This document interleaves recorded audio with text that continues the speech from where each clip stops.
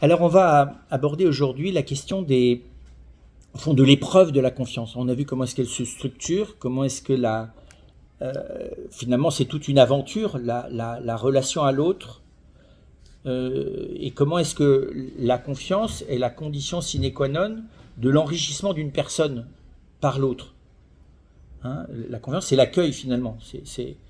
La confiance, c'est ce qui me permet à la fois d'accueillir et d'être attentif, le plus intelligemment possible, à la richesse de la personne d'autrui. Avec la difficulté, c'est que dans l'autrui, il n'y a pas que de la richesse, il y a aussi des limites, comme il y en a en moi, et donc dans la relation, on essaie de se préserver les uns les autres de ce qui en nous, du côté des blocages mentaux, du côté des fonctionnements affectifs, du côté des réflexes, pourrait créer un obstacle réveillé chez l'autre, parce qu'il y a des choses que l'autre dépasse facilement, il y a des travers ou oui, même des dysfonctionnements des fois que l'autre intègre facilement. Vous avez des gens, ils savent qu'ils parlent trop fort, d'autres qui parlent pas, donc on apprend à faire avec ceux qui parlent moins, avec ceux qui parlent trop, enfin on apprend à se réguler les uns les autres. Et puis il y a des moments où les limites de l'un viennent toucher les limites de l'autre. Voilà. Et c'est là que c'est problématique. Alors ce qui est vrai, c'est que on va parler des limites de la confiance, c'est-à-dire de nos propres limites.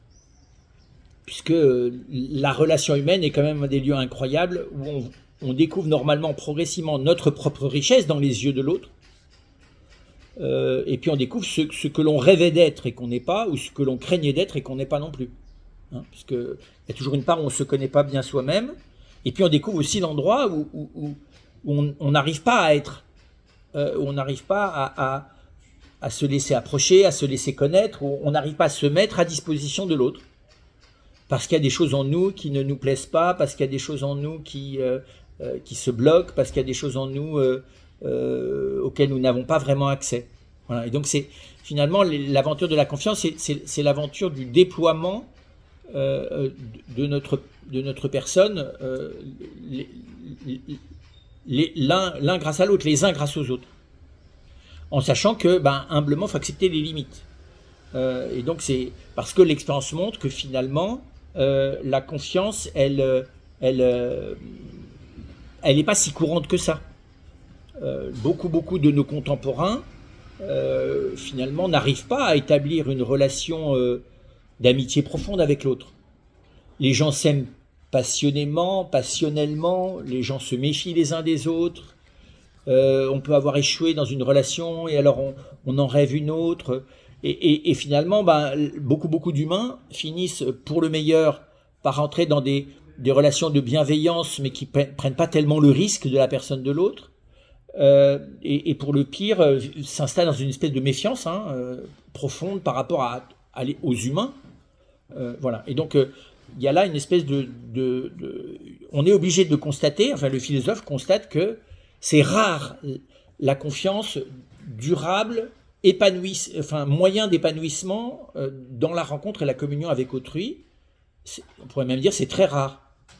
Certains peuvent l'avoir vécu à un moment donné et puis l'autre meurt, ou il y a des événements de la vie qui fait que la relation n'est plus possible pour telle ou telle chose. Il suffit d'un événement familial ou d'un drame, ou à un moment donné quelque chose d'une faille profonde de la personne est réveillée par ce qu'est l'autre, et la personne n'a pas mesuré à quel point ça allait la faire régresser, par exemple.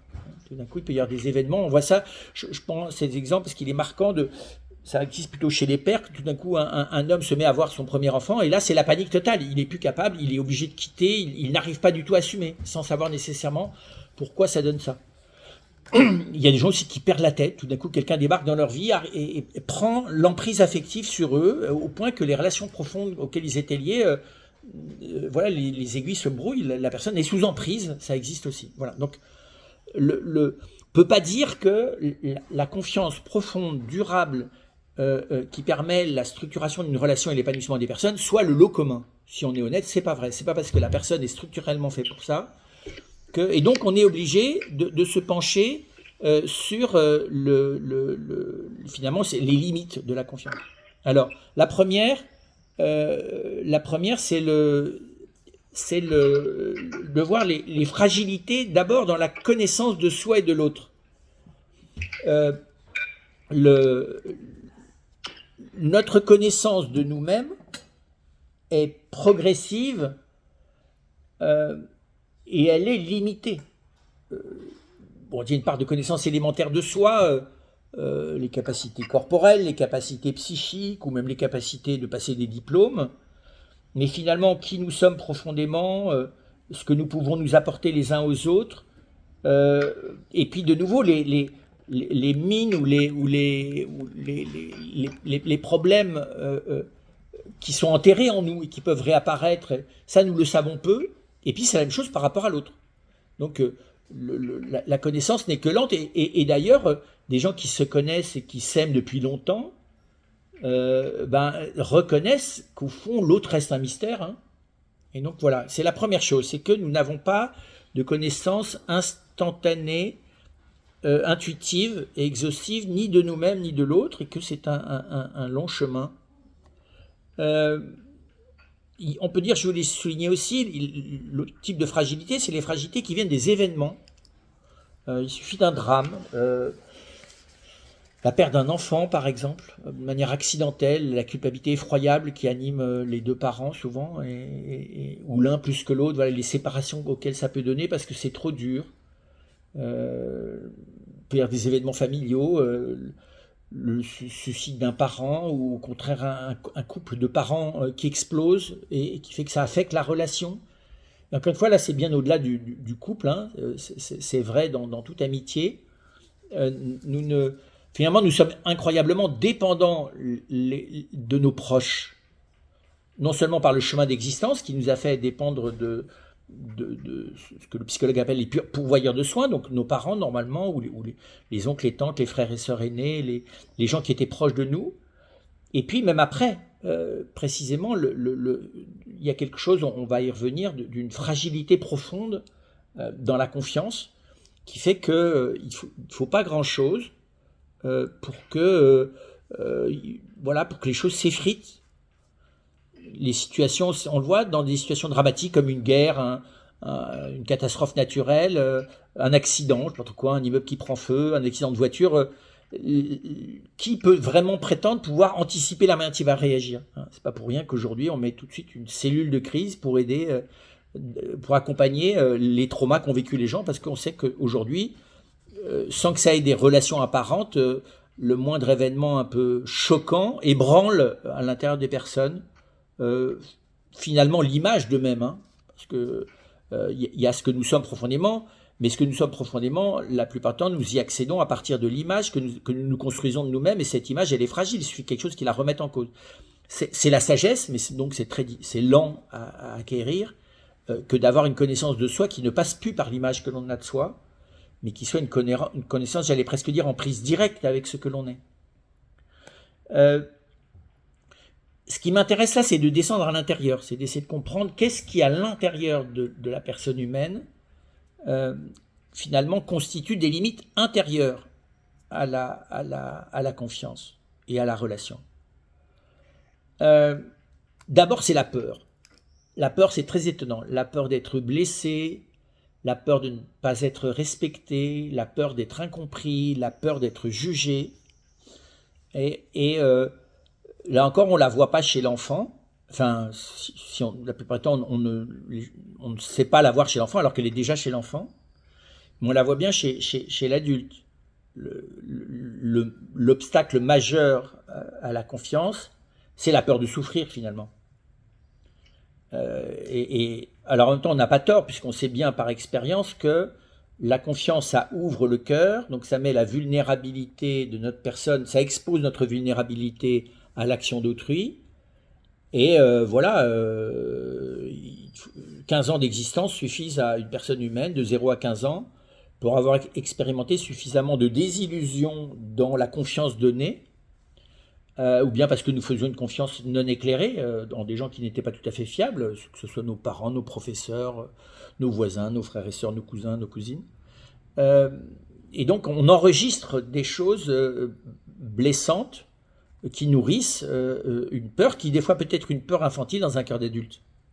Et ça n'est pas si simple d'aller visiter ces peurs, les événements qui les ont créés, et de prendre du recul avec la mémoire de ces événements à l'intérieur de soi.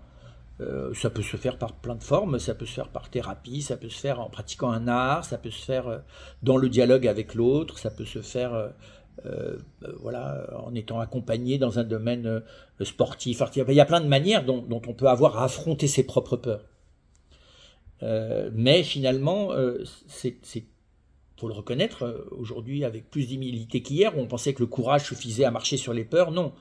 Le courage, il est normalement, quand il est vraiment éclairé, d'apprendre à vivre avec la peur, d'apprendre à désamorcer les raisons que nous croyons valables d'avoir peur, pour s'apercevoir qu'elles ne sont pas valables, mais malheureusement, j'ai beau comprendre que mes raisons d'avoir peur ne sont pas valables, ça ne m'empêche pas d'avoir peur pour autant. J'ai beau savoir que ce petit chien minuscule n'est pas un lion qui risque de me dévorer, ça ne m'empêche pas que quand il aboie, je tressaille.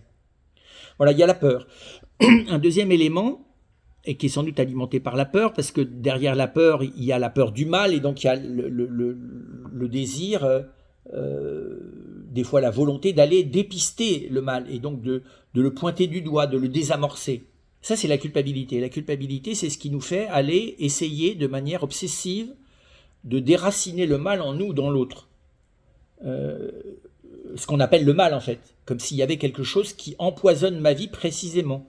Comme si ça n'est pas... Donc la culpabilité, c'est l'inverse d'apprendre à vivre avec les déséquilibres internes qui sont les nôtres. Puisque c'est chercher des raisons au déséquilibre et vouloir éradiquer ces raisons.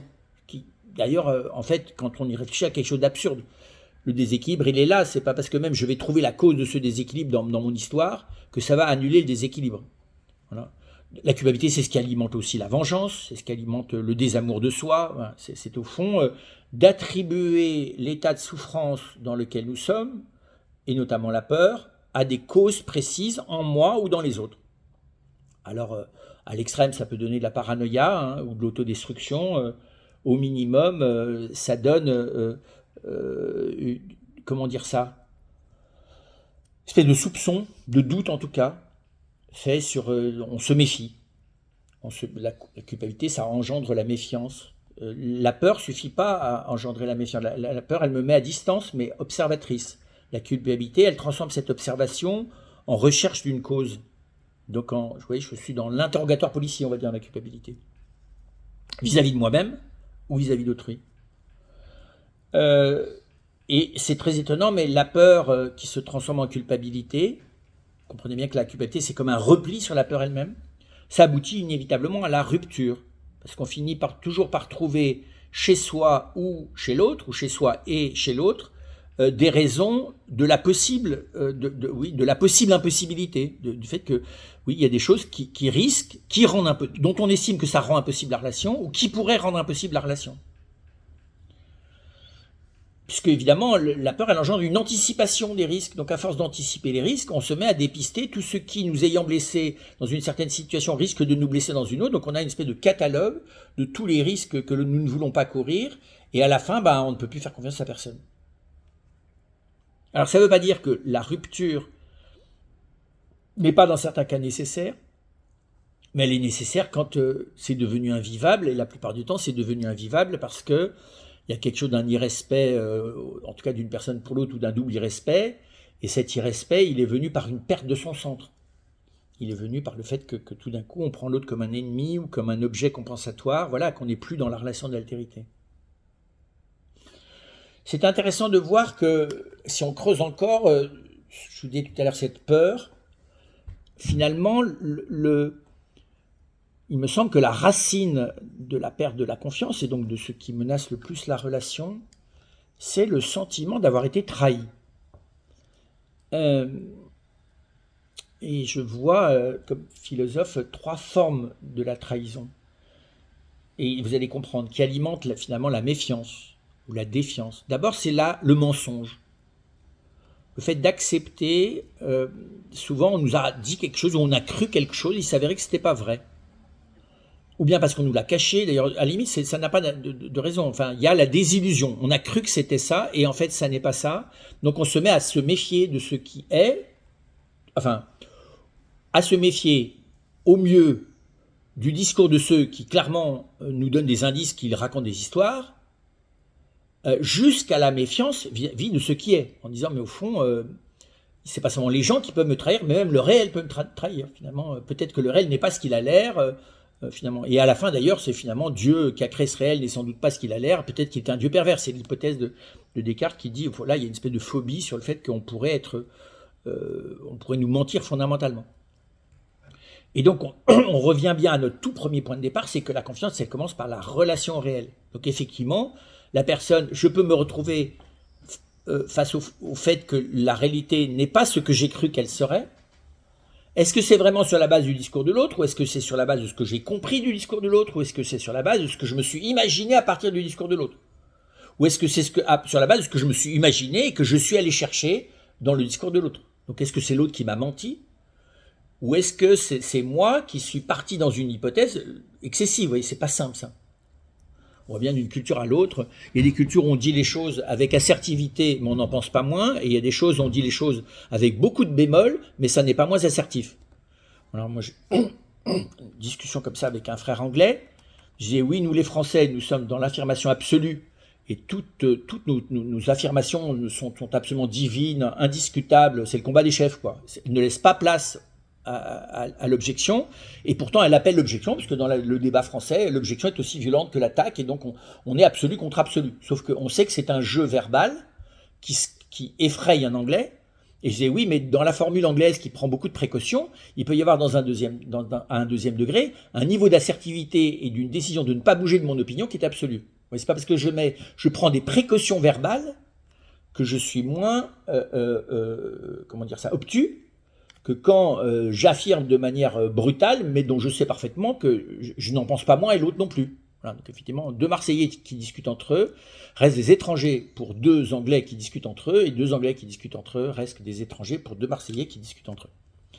Voilà, donc c'est pour dire que la question, en tout cas, nous avons été déçus du discours des hommes, ou déçus de la manière dont les humains, ou l'endroit où nous avons vécu, nous a présenté le réel par rapport à ce qu'il est.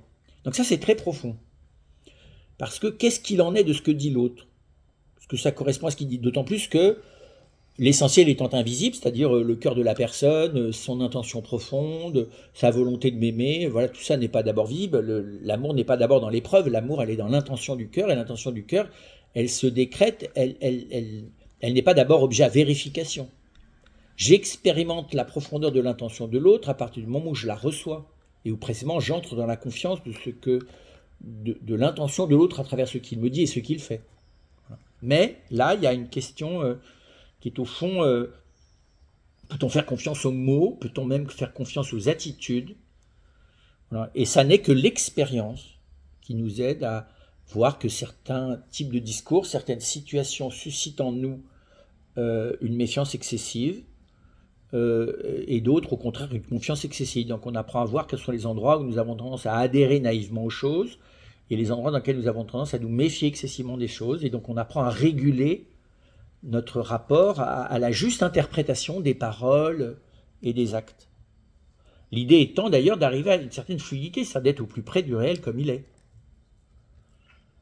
Mais c'est vrai qu'on a besoin dans la relation que les mots et les attitudes tendent vers la vérité profonde, mais elles n'ont pas la même manière de le faire.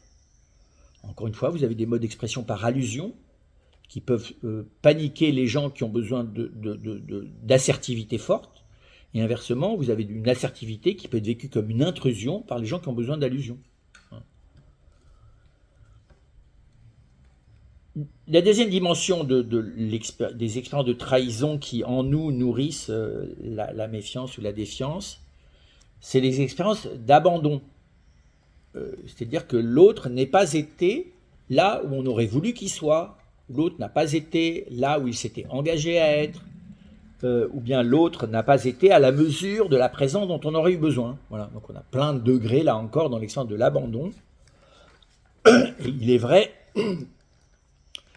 que d'une certaine manière, la richesse humaine n'a pas pu être accueillie à sa mesure par les humains qu'on avait en face de nous, parce que nous sommes tous un peu des abrutis par rapport à la richesse qui est profondément celle des personnes. Donc nous avons à nous occuper de nouveau-nés avec des grandes boxes.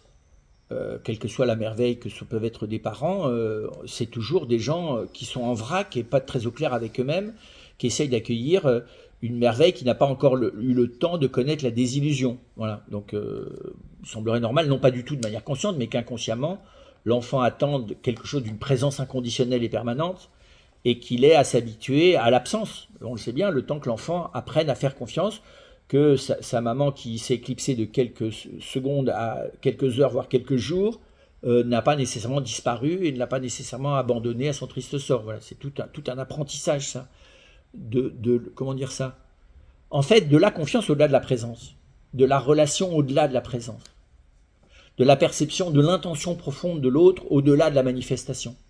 C'est là qu'on voit que, avant d'y arriver, il faut passer par beaucoup de ces difficultés à passer, à lire à travers les apparences ce qu'il en est réellement de l'intention, de la présence et de la mobilisation d'autrui.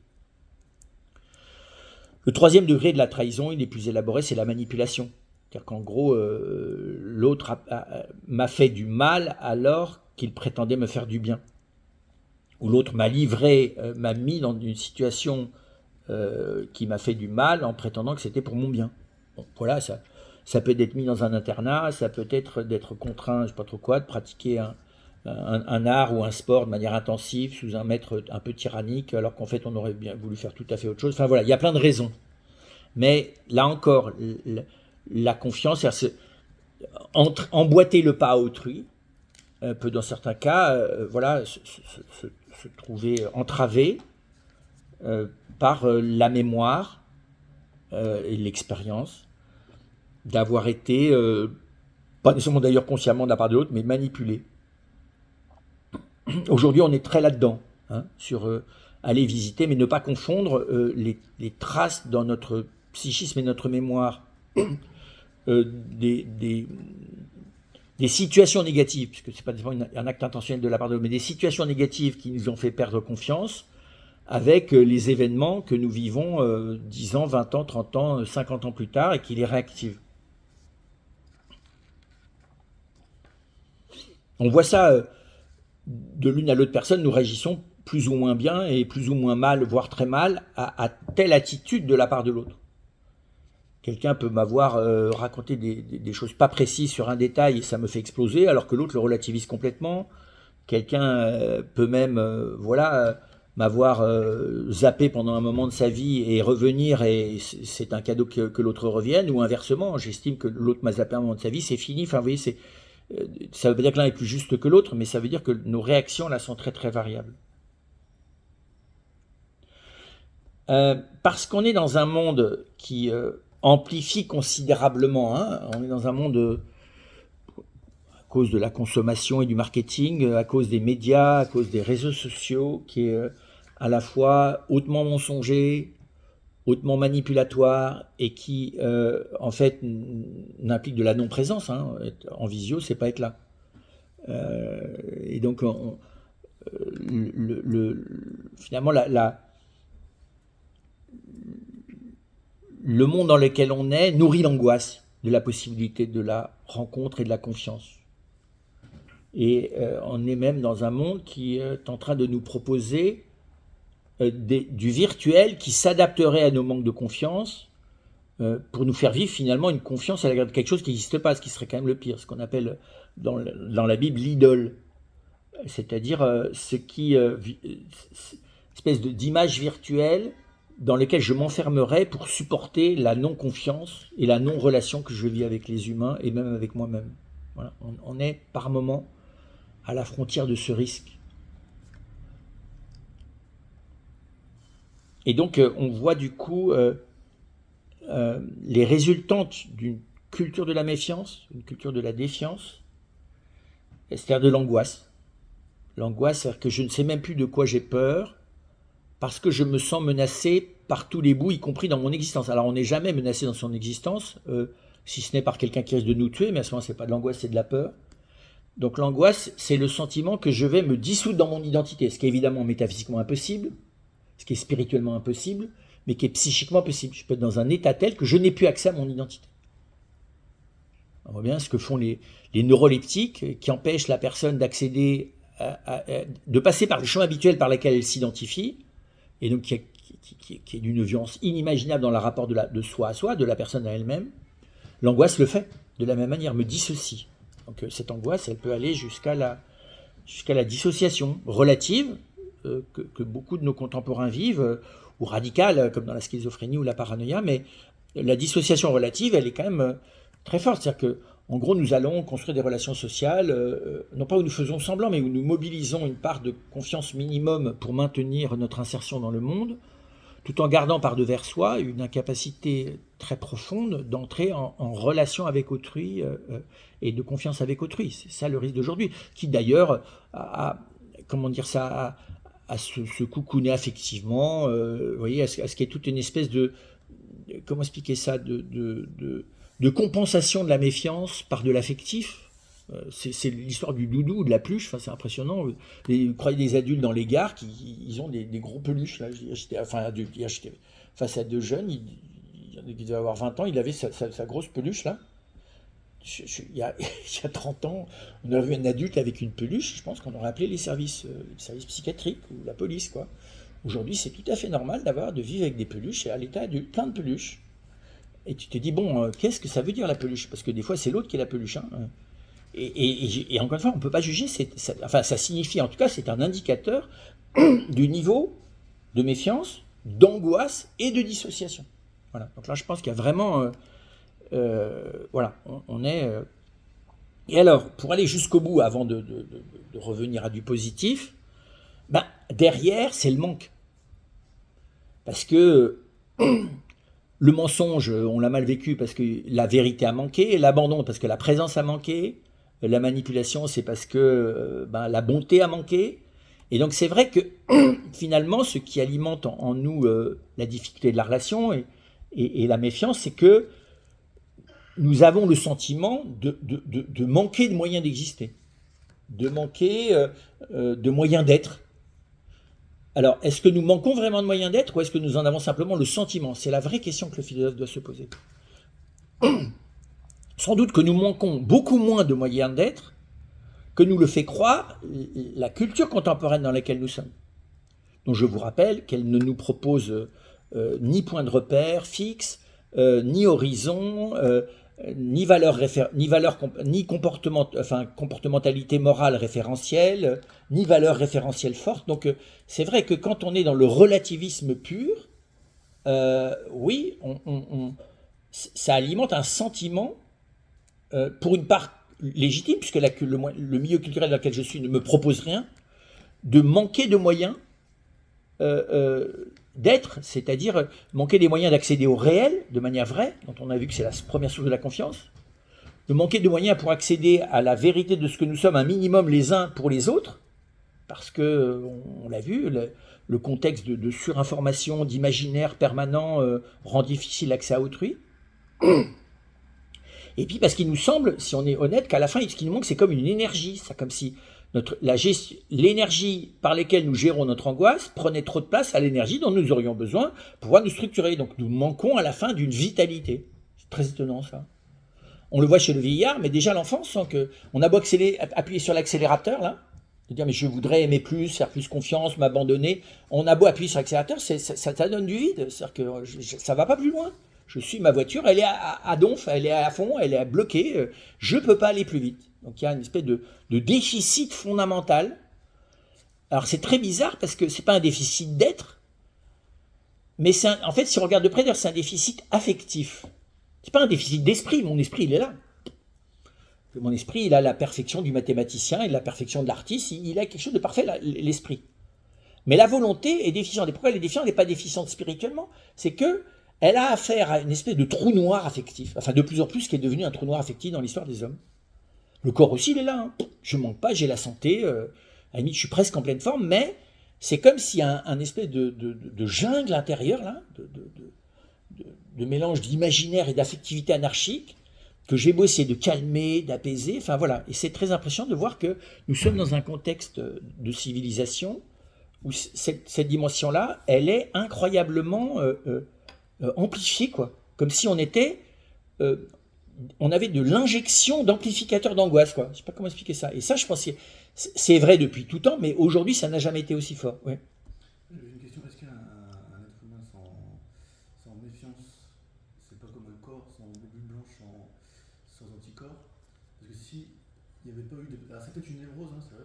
Mais est-ce que si l'être humain n'avait pas d'autres ces névroses, on ne serait pas encore à l'état de croire que la Terre est plate? Alors, tu as tout à fait raison d'une certaine manière. C'est vrai que, comment dire ça?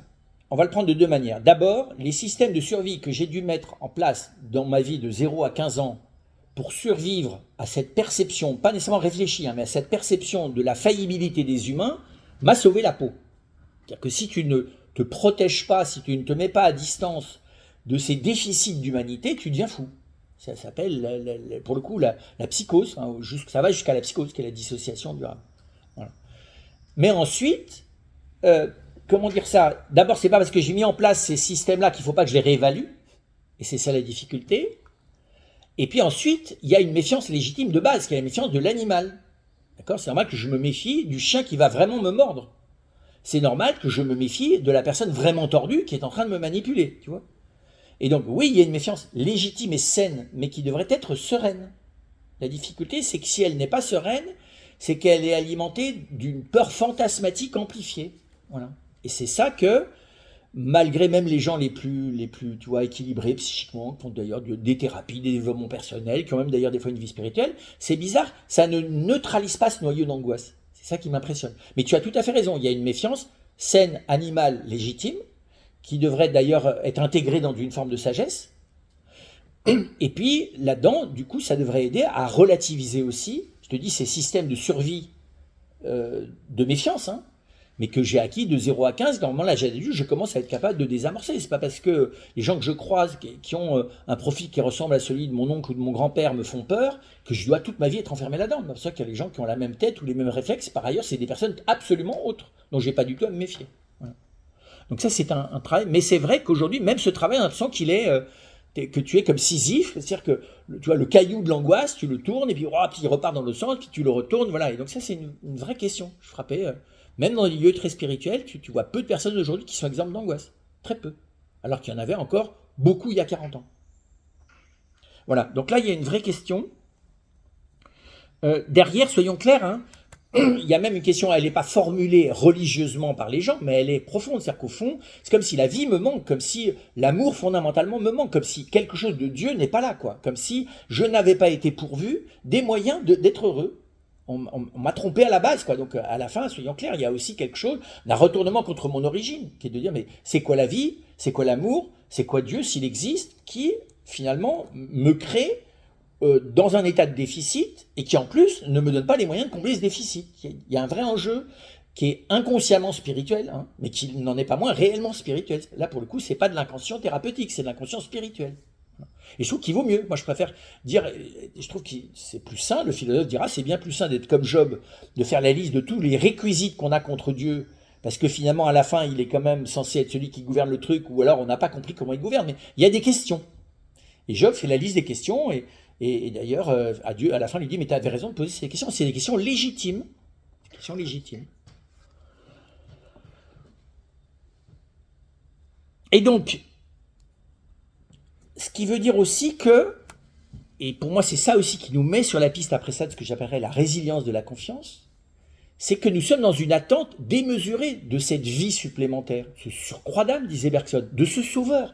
Donc on va, dès qu'on a quelqu'un qu'on aime ou qui nous aime, on va investir la relation de toutes nos attentes, de tous nos manques.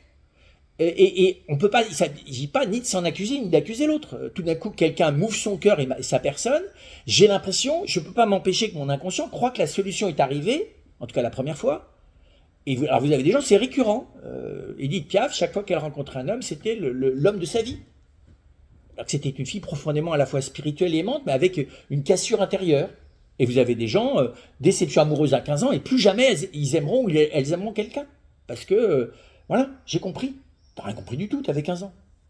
Voilà. Et donc c'est pour dire que je pense que c'est bon de voir qu'il y a une attente, et il faut la prendre en bonne part, de salut. Une attente de bonheur, une attente de paix. Et ça, je ne peux pas l'enterrer en disant, froidement, c'est de l'illusion. Il faut que je différencie la forme psychique et imaginaire que ça peut avoir, d'accord ? C'est le fantasme, c'est le romantisme, c'est l'illuminisme, c'est tout ce qu'on voudra. Hein. Pour mieux identifier le fait qu'il y a tout au fond une attente qui est légitime dans la cohérence de la personne humaine. Et donc c'est pour ça que, si on en revient à notre tout début, le cheminement de la confiance en venant à ce qui, sur ce fond hein, d'attente, de salut, de bonheur, de paix, ce qui se met à ma disposition tous les jours, c'est le réel brut de ma sensation. Le ciel est le ciel, et il n'est pas objet à méfiance. La table est une table, et ce bois est un bois qui a une consistance et une qualité qui n'est pas objet à interrogation soupçonnante. Le monde végétal, le monde animal, voilà, n'est pas objet à soupçon. Et même l'humain dans ce qu'il a de basique, c'est-à-dire dans le fait qu'il est un être désirant, inquiet, imparfait, mais qui est mu par un désir du bien voilà, fondamental, ça je ne peux pas, là aussi, il y a quelque chose de basique. Hein. Puis après ça, il y a la phase d'après, on l'a vu, qui est d'apprivoiser par les expériences, d'abord de service, où on s'approche les uns des autres et on repère le fiable, c'est-à-dire qu'on repère en fait, qu'est-ce qu'on repère? On repère le réel. Qu'est-ce que c'est que la confiance? C'est simplement d'introduire le réel le plus possible dans la relation. La confiance, c'est de laisser la place au réel de ce que je suis, au réel de ce qu'est l'autre, qui sont des choses naturellement bonnes. Et donc on peut dire que le chemin de la confiance, c'est un chemin de réalisation, d'accueil de la réalité à l'intérieur de mon esprit et progressivement à l'intérieur de mon affectivité, de ma manière d'être. Mais ce réel, il est là. C'est très bizarre, hein. Les personnes sont métaphysiquement dignes de confiance. Le problème, c'est qu'elles ont acquis des modes comportementaux, ou volontaires ou involontaires, et c'est difficile de faire la part des choses, qui ne donnent plus accès à cet endroit où ils sont dignes de confiance. Et donc les humains sont plus des êtres qui, malheureusement, alimentent inconsciemment une part de méfiance par peur de faire confiance, les uns envers les autres, alors que finalement, l'acceptation de la confiance progressive, mais décidée, hein, est possible.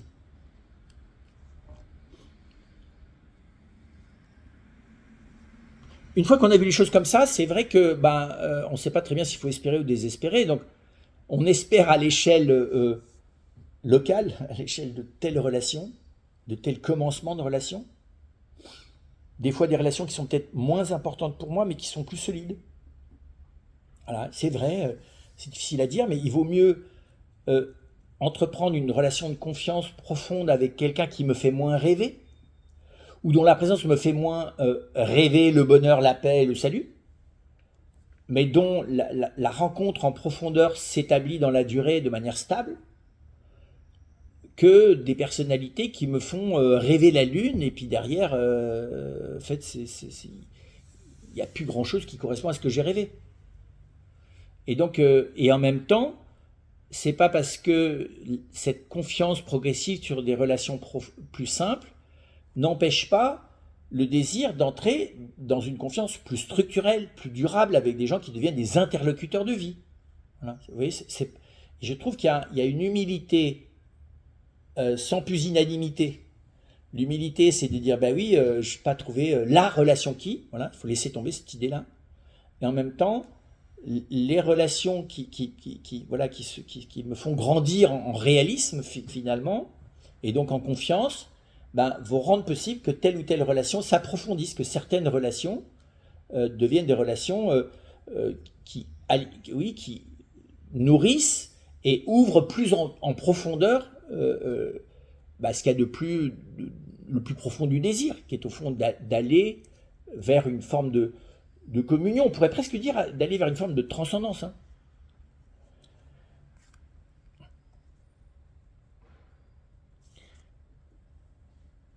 On va s'arrêter, puis on essaiera de voir comment deux choses. D'abord, il y a un premier niveau de réponse que j'ai commencé à esquisser.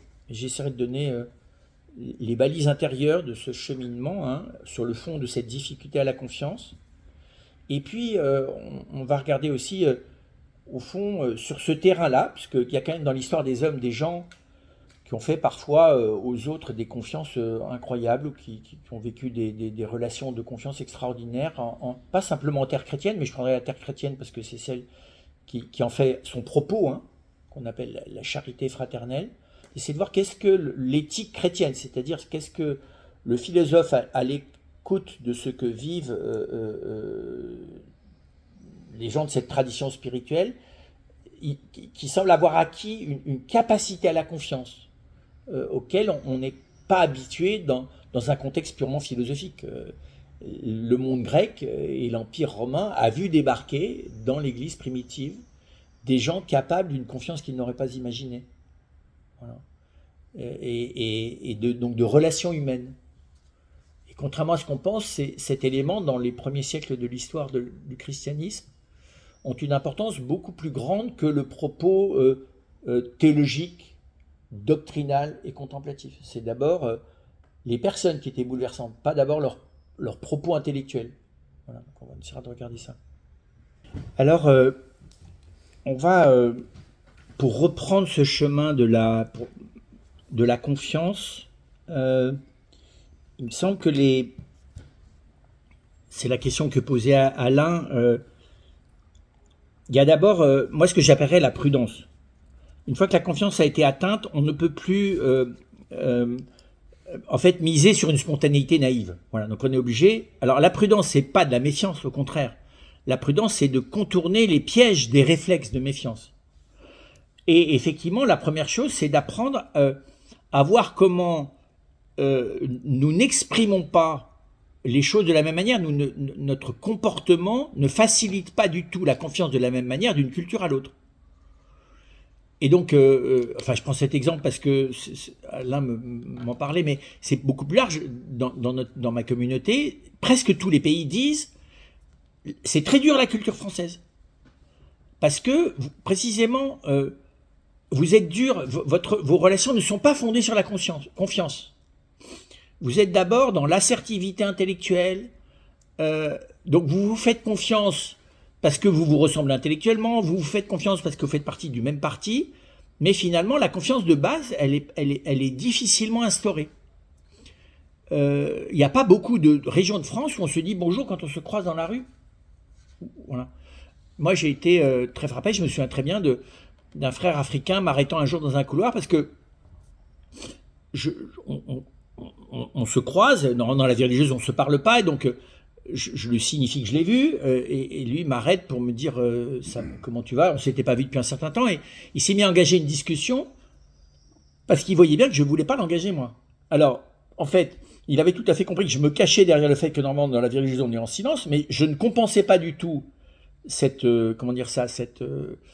consigne par une manière d'être physique qui signifie vraiment la rencontre. Et donc j'ai tout à fait compris que finalement, comme Français, je n'avais pas appris à signifier à l'autre physiquement sa bienvenue. Alors que vous avez des cultures dans lesquelles prendre le temps de s'envisager visuellement, de se saluer.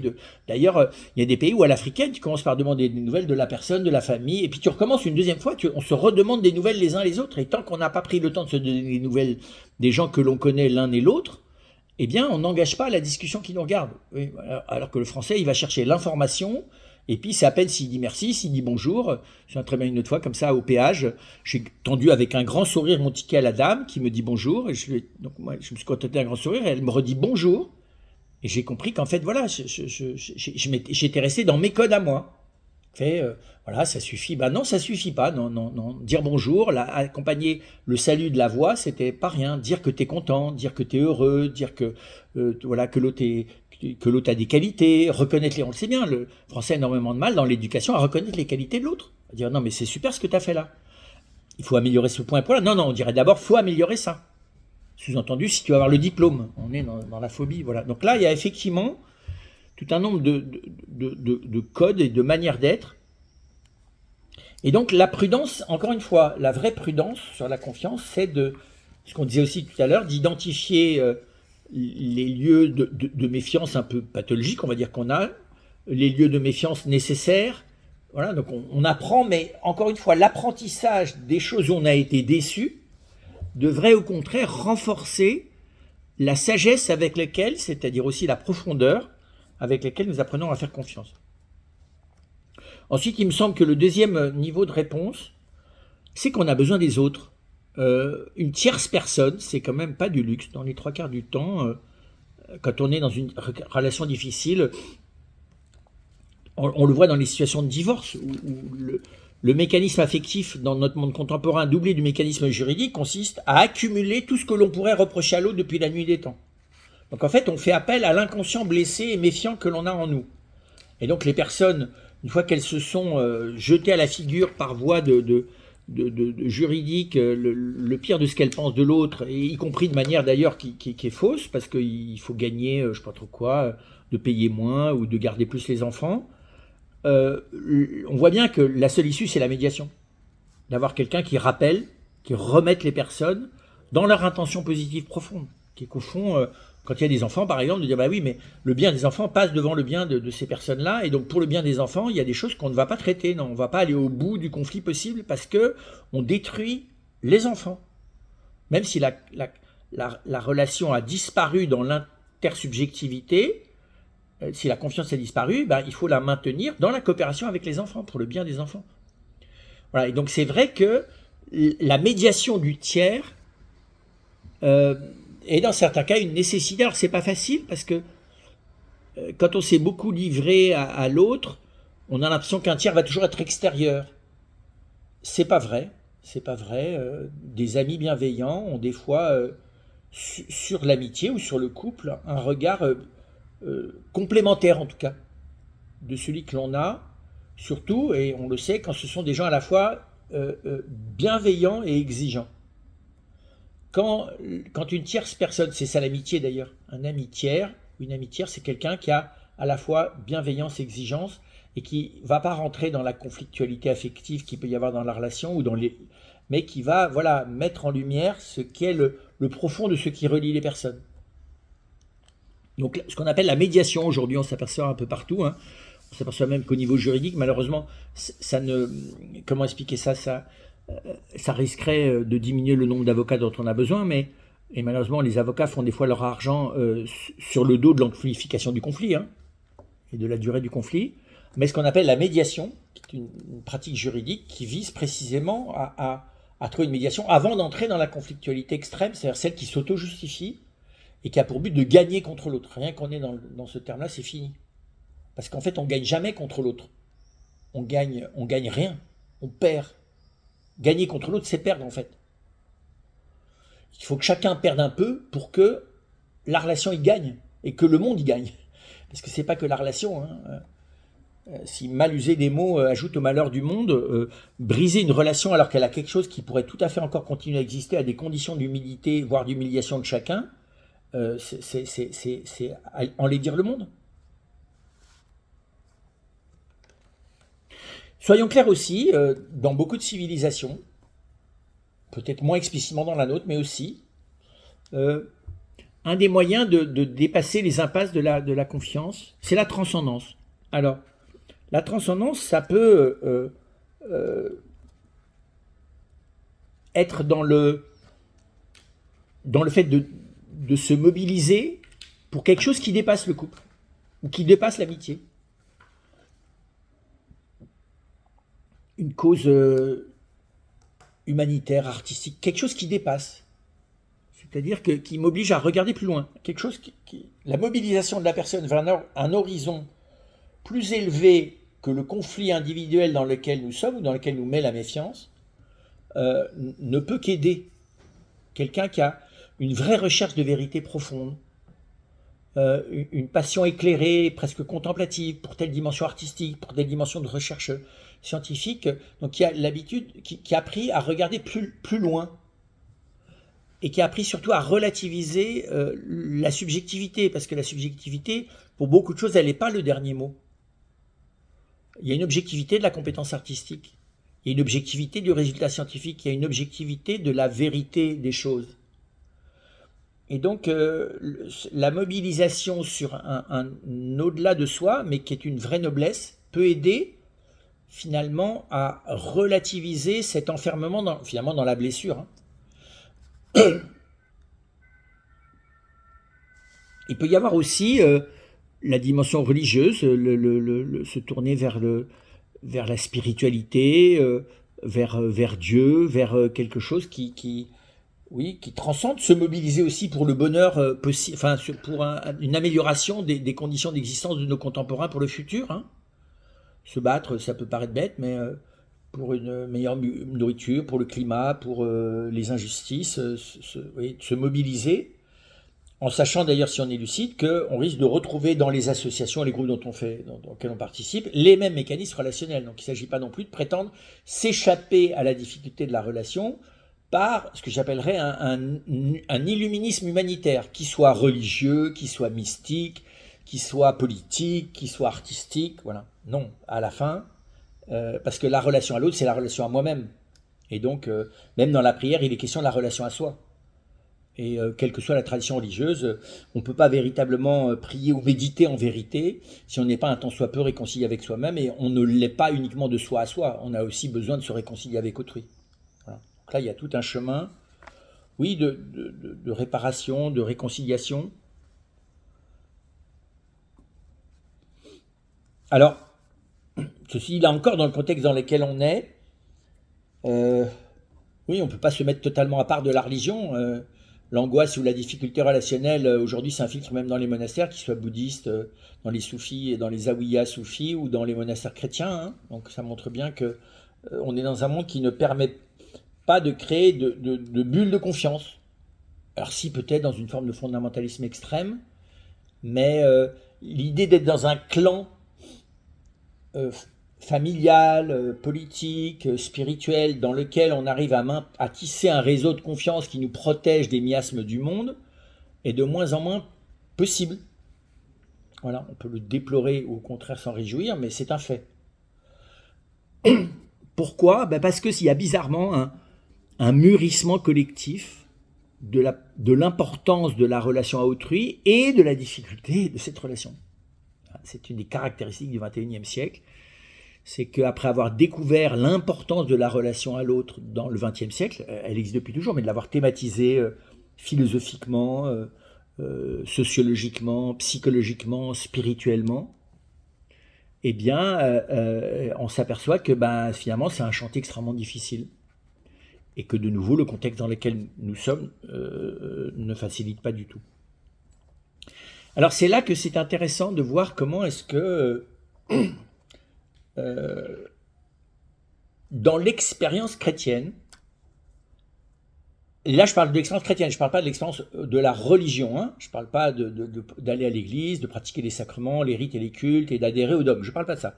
Je parle de gens dont la manière de vivre ressemble, commence à ressembler réellement à ce qu'il est dit du Christ dans l'Évangile et de ce que l'on voit dans certaines figures de l'histoire du christianisme qui sont des exemples d'humanité. On peut prendre François d'Assise et Claire, on peut prendre Thérèse de Lisieux, on peut prendre Charles de Foucault, on peut prendre Vincent de Paul, on peut prendre Jeanne-Françoise de Chantal, on peut prendre des hommes et des femmes, on peut prendre certains parents, des couples qui ont été reconnus comme étant vraiment des lieux exemplaires de la relation à l'autre.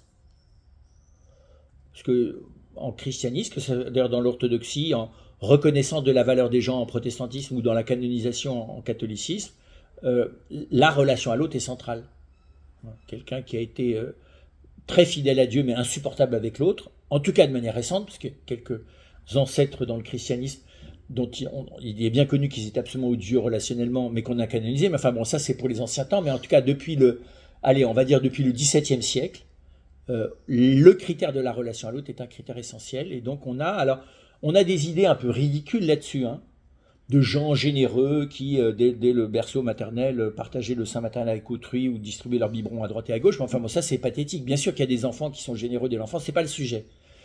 Évidemment, là, il faut le regarder, c'est le pardon. C'est les gens qui sont allés jusqu'au bout du pardon de leur bourreau, qui sont allés jusqu'au bout du dévouement pour autrui, qui sont allés jusqu'au bout d'être des réconciliateurs, des médiateurs. Ici, on est à Lyon, Pauline Jaricot est un exemple extraordinaire de charité. La mère de cette femme, c'est sa relation aux autres, qui a commencé par une conversion de la relation à elle-même, est un parcours incroyable. On pourrait ne serait-ce que regarder les relations qu'elle a nouées avec sa famille, y compris les gens par lesquels elle s'est fait gruger. La manière dont à aucun moment elle ne rentre dans une logique de vengeance, alors qu'elle est humiliée au dernier degré, c'est très impressionnant. En fait, c'est vrai, on pourrait en faire un martyr de la charité, Pauline Jaricot. Et donc, qu'est-ce qu'on observe dans le positionnement de ces personnes? Quelle manière d'être? Quelles ressources? L'élément qui est impressionnant, c'est que ce sont des personnes qui vivent de la confiance qui leur est faite. Ce ne sont pas des héros de la confiance. Mais c'est des gens qui apprennent à entrer dans une confiance qui leur est faite. Alors on peut appeler ça, le philosophe dira que ça soit Dieu, qu'on appelle ça l'absolu, qu'on appelle ça la vie. Ça n'a pas, je dirais, la dénomination a moins d'importance que la réalité avec laquelle la personne entre et se nourrit de la confiance qui lui est faite. Alors c'est intéressant, le philosophe dit, mais en fait c'est vrai. J'existe. Quelle confiance la création, même si je ne mets pas Dieu, quelle confiance la vie me fait que je sois partie prenante de la vie de mes contemporains. Quelle extraordinaire opportunité dans l'univers que cette vie animée par une dimension spirituelle qui a la possibilité de se transformer en un diffuseur de bien et de lumière. Quelle incroyable confiance. Il ne s'agit plus d'une confiance dans l'altérité de... Alors on est d'accord. C'est un domaine, quand même. Voilà. La particularité du chrétien, c'est qu'il la vit comme une confiance en altérité.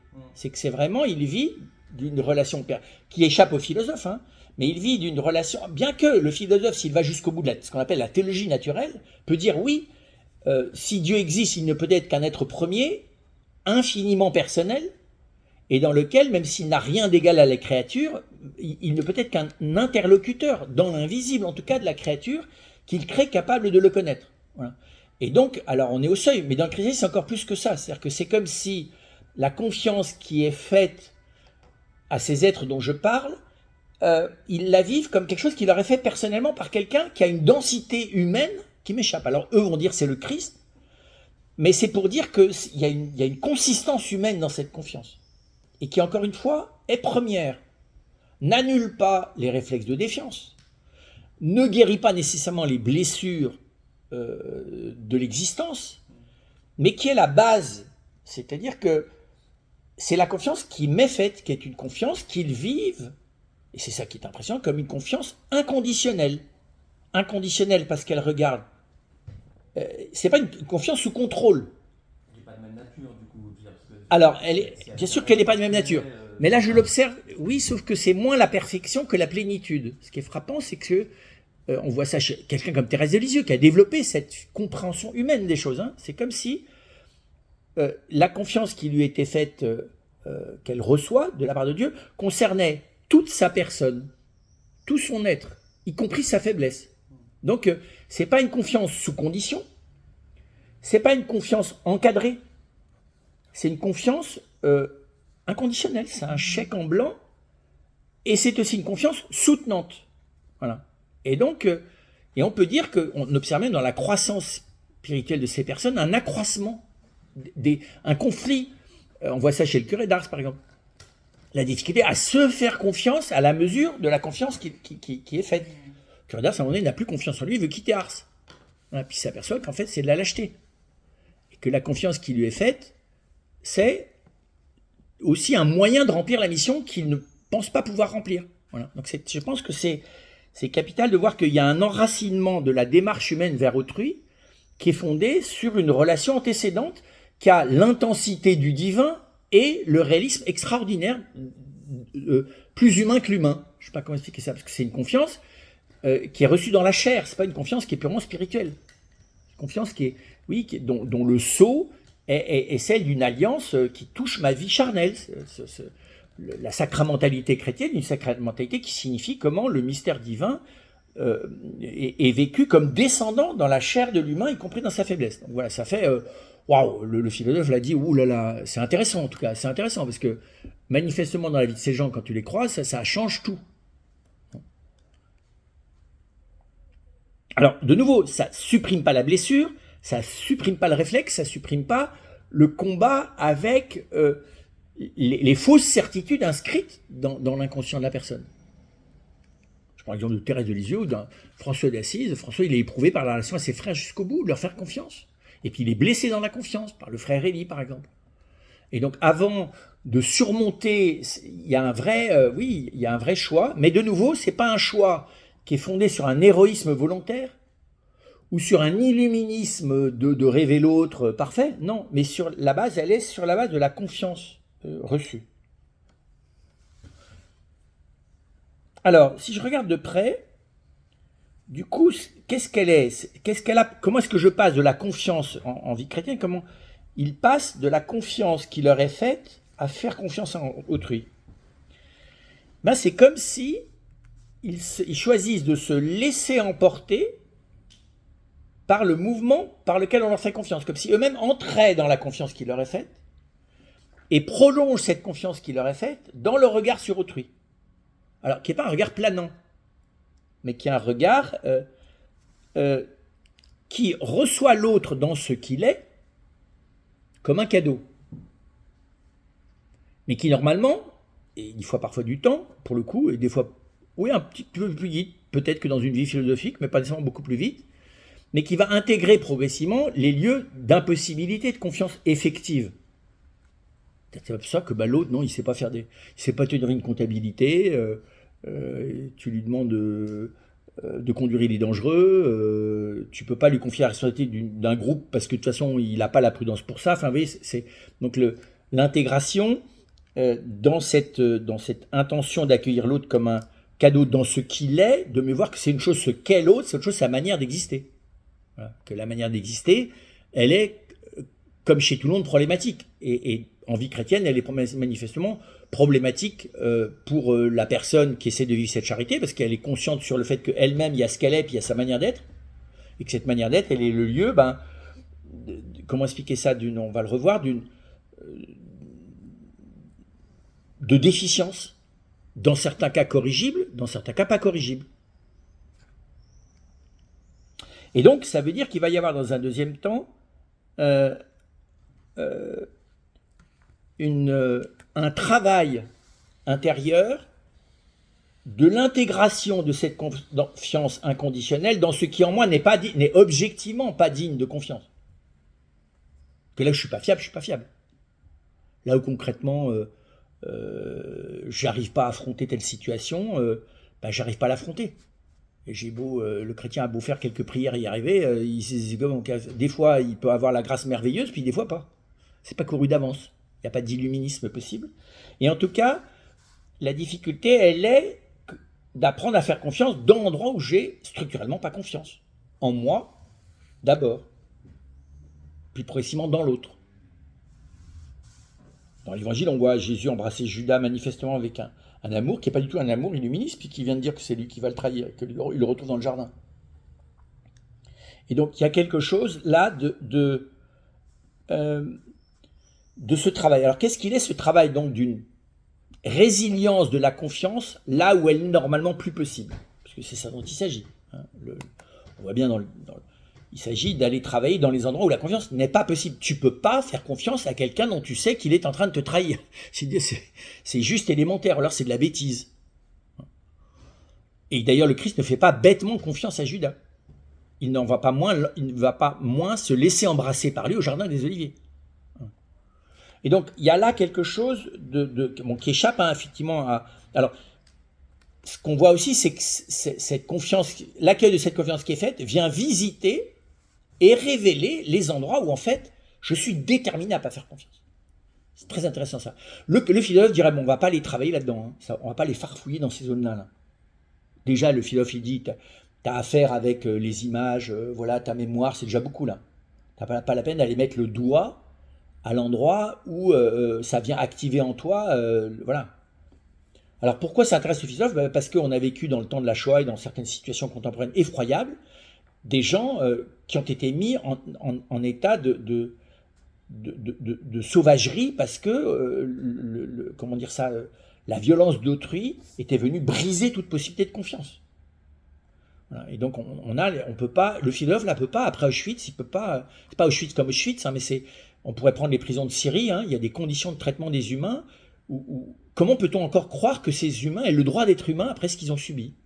Comment peuvent-ils être autre chose que des bêtes sauvages qui ont été brisées parce qu'ils ont été brisés? Voilà. Donc là, il y a vraiment quelque chose, et c'est vrai que l'éthique chrétienne aborde cette question-là, puisqu'il s'agit que la confiance qui nous est faite, tout ça, vous voyez bien, c'est la même chose que de manière embryonnaire la relation humaine, mais en beaucoup plus poussé. À y visiter les endroits où en moi, il y a une détermination régressive à ne pas faire confiance.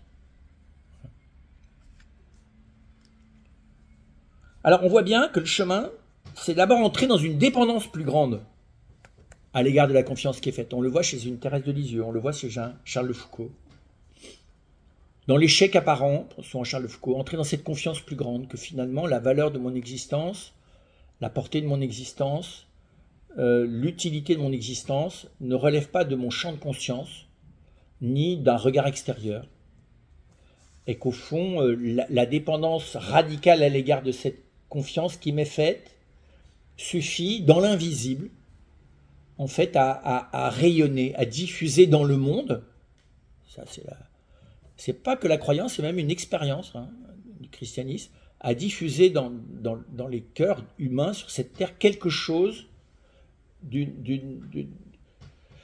d'un réveil de la possibilité de faire confiance, quelque chose d'une résurrection, d'une résilience, oui, d'un rachat à l'égard de la damnation de la méfiance.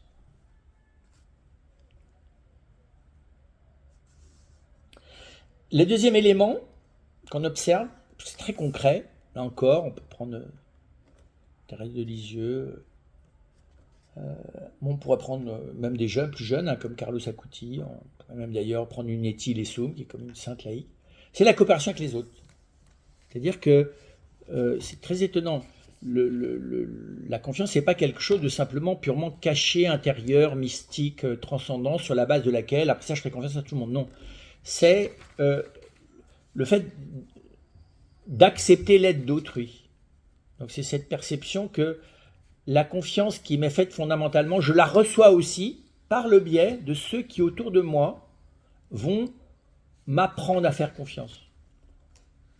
Donc il y a une espèce d'humilité fondamentale. C'est pas la confiance intérieure n'est pas une potion magique. Non, c'est au contraire, c'est une confiance qui m'ouvre au fait de bénéficier de tout ce qui me permet la résilience de mes blessures.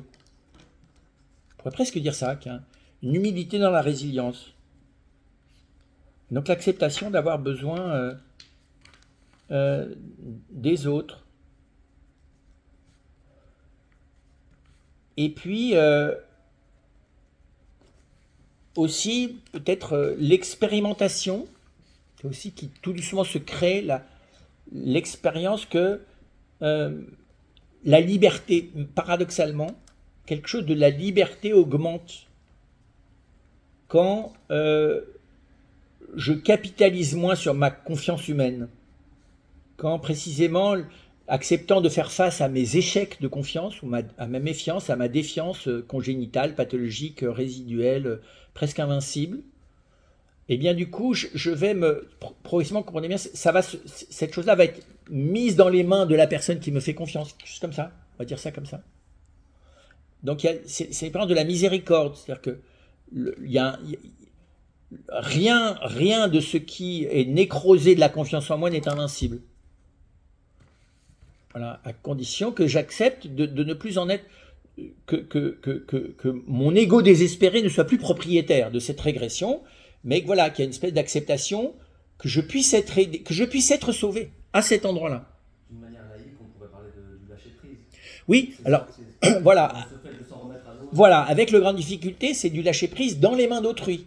Voilà. Et donc, humainement, il y a une certaine mesure. Là, c'est comme si la dose était accrue, c'est-à-dire que je vais m'en remettre à l'invisible, à Dieu et aux mains de l'autre, non pas de manière naïve, mais de manière beaucoup plus profonde encore, parce que c'est par là que me vient, je crois, alors pour le coup c'est une croix, c'est pas seulement une foi, c'est aussi une expérience de la possibilité d'un salut dans cet endroit, qui me semble absolument insauvable, et que ce salut ne me vienne pas que de l'intérieur, ne me vienne pas que des autres, me vienne à la fois de l'intérieur, de moi-même à moi-même et des autres.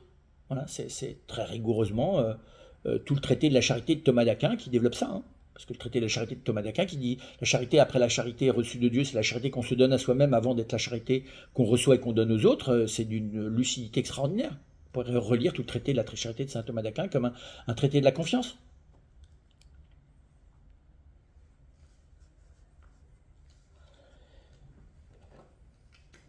Et donc, on peut dire que, du coup, je fais l'exemple d'une autre dimension de la confiance, comme une espèce de confiance, de nouveau, qui n'est plus simplement à la mesure de mes choix, qui n'est plus simplement à la mesure de mes limites, qui n'est plus simplement à la mesure de ma volonté, qui est quelque chose comme une métaphore, mais comme une confiance qui s'installe, qui est une confiance cosmique, universelle, qui rejoint le visible et l'invisible, qui est comme une confiance définitivement possible et acquise. C'est très bizarre, ça s'appelle l'espérance, ça. C'est très étonnant, ça. La communion des saints, comme chrétien, c'est comme s'il s'installait une solidité relationnelle elle est déjà faite. Et c'est parce qu'elle est déjà faite qu'elle est encore à faire. Alors voilà, le philosophe dira, mais attendez, vous racontez n'importe quoi, où elle est à faire, où elle est déjà faite. Bon. Et mystérieusement, il y a quelque chose qui est déjà fait, mais par contre, il y a l'incarnation de ce déjà-là, de cette confiance qui, encore une fois, qui ne me concerne donc plus que moi, mais qui concerne moi, les autres, l'ensemble des humains et l'invisible, une espèce de ciment de confiance, et que l'idée n'est pas de le rendre possible, mais de le rendre visible. Voilà, c'est très spécial. Ils sont un peu barges, on va dire, au plan philosophique, hein, ces gens-là. Thérèse de Lisieux qui dit, elle vit quand même dans 1000 mètres carrés, dans un espèce de bled totalement ignoré de tout le monde, qui s'appelle Lisieux, en Normandie du 19e siècle. Et cette fille, elle voit sa vocation comme un truc d'immense, dans lequel elle veut tout simplement être l'amour au milieu du monde, du cosmos et de l'église, rien que ça. Et qu'en plus, elle va passer son ciel à faire le bien sur la terre. En attendant, c'est bizarre, cette fille, ses reliques ont fait quasiment tout le tour du monde, et elle est connue sur 1 milliard de catholiques. Tu te dis, waouh, c'est quoi ce truc-là? Donc voilà, pour dire que c'est assez intéressant, parce qu'elle, c'est vraiment le décalage entre... En plus, le combat de cette femme, c'était la confiance. Elle a une blessure hystérique sur la confiance. Voilà. Et donc, c'est très étonnant de voir, par exemple, mais on pourrait prendre François d'Assise. On pourrait prendre le petit Dessous aussi. Et donc, il y a comme une espèce de... Je peux observer, cette confiance, elle augmente avec une amplification du désir, mais qui n'est pas un désir rêveur, qui n'est pas un désir qui se projette, qui est un désir qui porte sur quelque chose de maintenant possible, mais pas encore constatable et visible. On va dire ça, quelque chose comme ça, si je vais jusque-là.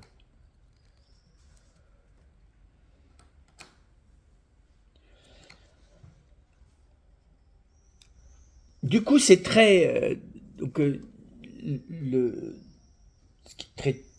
par rapport à notre monde, hein, peut-être que là où c'est le plus signifiant, cette expérience, c'est celle de l'accompagnement fraternel, c'est-à-dire le fait que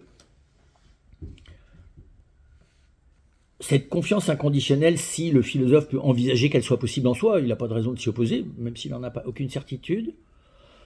En tout cas, le philosophe peut dire oui, mais elle ne peut avoir de sens dans le monde auquel je suis que si elle est relayée par des personnes concrètes les unes pour les autres. Là, c'est intéressant parce que c'est une forme de fraternité qui n'est pas simplement la fraternité philosophique, contemplative, mais qui est cet engagement intérieur à être les relais les uns pour les autres de la possibilité d'une confiance définitivement victorieuse de tous les lieux régressés, nécrosés de la méfiance en moi.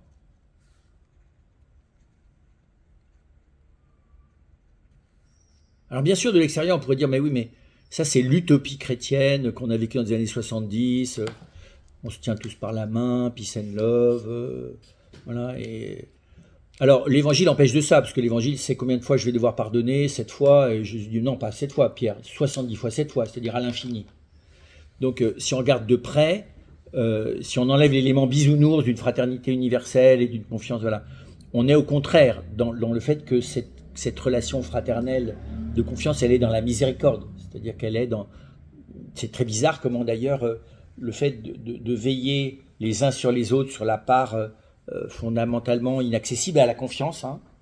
Veiller, ce que j'appelle veiller, c'est-à-dire qu'on ne peut pas tout de suite aller taper à la porte de l'autre là où il ne veut pas me faire confiance, mais on veille voilà, à essayer de faire confiance à l'autre jusqu'à ce que le moment où la porte de son cœur va s'ouvrir, là où elle est... je ne parle pas de son cœur, d'ailleurs, les portes secondaires, parce que la porte principale elle est ouverte, mais ces portes secondaires de résistance vont s'ouvrir, où il y a comme une espèce de conquête progressive de la confiance dans les cœurs. Donc il y a un peu quelque chose comme ça, comme une espèce de fraternité d'armes dans la miséricorde qui fait que on est des relais de cette conquête de la confiance dans les zones intérieures de nos existences. Ça, c'est pas inintéressant. De cette collaboration, coopération fraternelle dans la résilience la plus profonde de nos lieux de méfiance, je pense qu'elle peut parler au monde contemporain, qui aujourd'hui ne trouverait pas utile et approprié, bénéfique, que d'avoir quelqu'un auprès de lui qui soit capable de le regarder dans sa dignité, au-delà des zones de méfiance qui puissent être en lui, et d'être là à veiller sur la possibilité de l'ouverture progressive de sa personne. Si c'est fait de manière qui essaie de la confiance, donc de la délicatesse, de l'altérité, de tout ce qu'on a vu, que pourrait-on espérer de mieux comme compagnonnage humain sur la Terre? Voilà. Donc c'est pour dire qu'il y a comme un espèce de décalage, c'est-à-dire que la fraternité, dans ce sens-là, elle me décale des attentes, bien sûr, de l'amour passionnel, fusionnel, rêvé, voilà, romantico-délirant, mais elle me décale aussi par rapport à l'amitié qui est si difficile à conquérir, et elle me met bizarrement dans quelque chose qui est beaucoup plus universel. C'est très étonnant que la fraternité peut être vécue par des gens humainement très massacrés, qui ne sont pas capables de construire humainement des amitiés durables, mais qui par comment dire ça, par le biais de cet accueil d'une confiance inconditionnelle qui leur est faite, peut vivre, c'est très bizarre, il y a un contournement, pas total, hein, mais ici, il y a un certain contournement de la difficulté de la construction de la relation. Je ne sais pas comment dire ça autrement. Ce qu'on appelle des saints, et encore une fois, il n'y en a pas qu'en terre chrétienne, hein. Ce sont des désamorceurs de la complexité relationnelle, qui tout d'un coup, moi je me souviens très bien d'avoir croisé un hindou qui s'appelle Sri Sri Ravi Shankar, et on s'est retrouvés instantanément comme deux enfants en train de rire au beau milieu d'un endroit qui n'est pourtant pas le sommet de la confiance fraternelle, qui s'appelle le sommet de Davos, et on s'est retrouvés comme deux gamins, et donc est complice dans cette possibilité d'une relation. On ne se connaissait pas. Voilà, donc c'est intéressant ça. Je trouve que c'est à, même pour le philosophe, c'est à creuser pour voir. Parce que le philosophe n'est pas contre, il n'a pas aucune certitude, mais sans certitude, il peut envisager comme possible ce qu'il voit vécu avec certitude et fruit dans la vie des autres quand même. Voilà. Il y a quelque chose un peu comme ça. Là, le philosophe prend de la graine de ce qu'il voit vivre à certaines, certains chrétiens, dont encore une fois, qui ne sont pas des aristocrates de la vertu, ni des gens qui seraient totalement exceptionnels. Hein. Souvent on dit oui, c'est des gens exceptionnels. Non, ils le sont devenus par le chemin qu'ils ont vécu. Ça ne veut pas dire qu'ils l'étaient à l'origine pour le coup.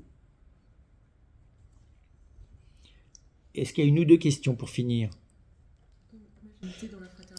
Alors, tout à fait, c'est très bizarre. Il y a une inconditionnalité dans la fraternité, mais pas dans ma relation à l'autre. Voilà. Non, je ne peux pas être inconditionnel vis-à-vis de l'autre, parce que l'autre, ça reste un pauvre fille, un pauvre garçon complètement limité. Il met tout son cœur, mais il est tout à fait maladroit. En plus, il y a des endroits de méfiance que... Enfin bref, donc non, je ne peux pas être inconditionnel quant à la personne globale de l'autre.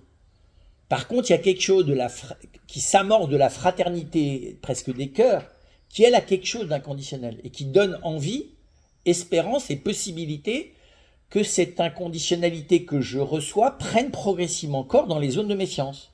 Donc c'est très bizarre.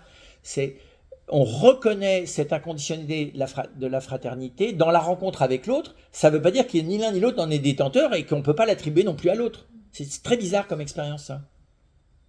C'est d'ailleurs, je pense, hein, c'est ce que l'Occident rêve. On verrait ça. Tu prends Woodstock, tu prends les rêves parties, tu prends les JMJ, je mélange tout. Hein.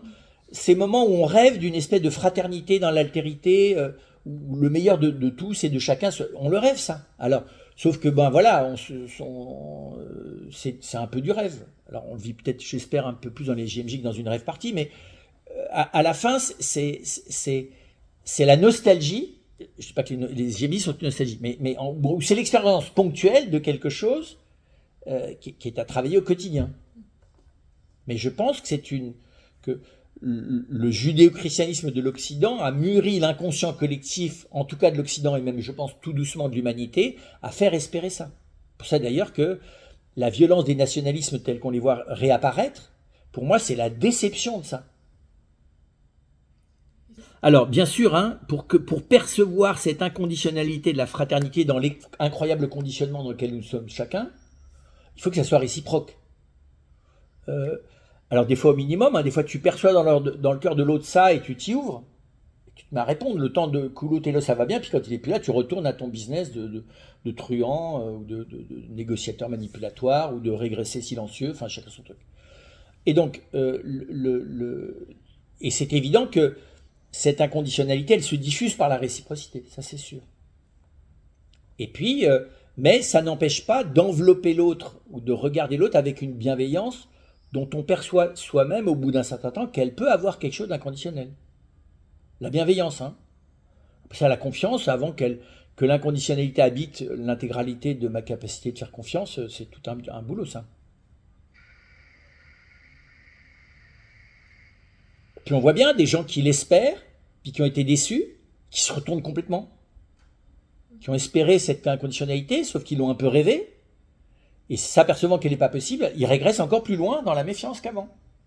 Ils disent, j'aurais mieux fait de jamais rencontrer les chrétiens, parce que j'ai été déçu au carré. Je dis ça parce que moi j'ai été frappé de voir comment est-ce que, un peu comme la Samaritaine, à la fin, l'histoire de la Samaritaine, c'est pas qu'elle a eu 5 maris, c'est qu'on religieusement on l'a trompée, on lui a pas dit la vérité, où est-ce qu'il faut adorer. Et Jésus dit, mais il faut pas adorer là ou là, et ça la libère complètement.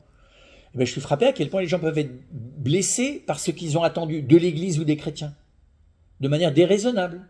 Hein, quelqu'un peut avoir été plus blessé par l'attitude d'un professeur, d'une religieuse, d'un prêtre, d'un religieux ou de quelqu'un qui s'affichait comme chrétien, qui ne l'a été, la blessure n'est pas au même endroit que quelqu'un qui l'a été par ses parents. Enfin, je ne sais pas comment expliquer ça, c'est très frappant de ça. Pourquoi ? Parce que l'attente de cette inconditionnalité, de nouveau, pour moi, ça me confirme que ça travaille le cœur de l'homme. Qui du coup, ils vont prendre un recul brutal et quand ils refont le chemin inverse, ils se disent, mais en fait, c'est la déception de ne pas avoir pu aller au bout de ce que je percevais qui m'a fait me mettre là.